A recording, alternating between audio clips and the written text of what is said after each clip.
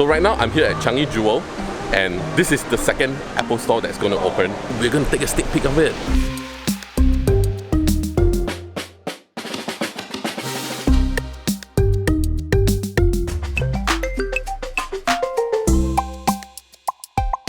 This store is the only Apple store that is at the airport. You need to get something from Apple before you fly off, you can just come to this store.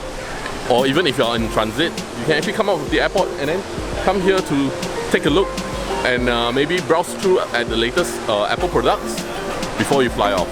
Just like the Apple store in Orchard, this one also has made use of the curve element on the iPhone to be used on some of the structures in this store.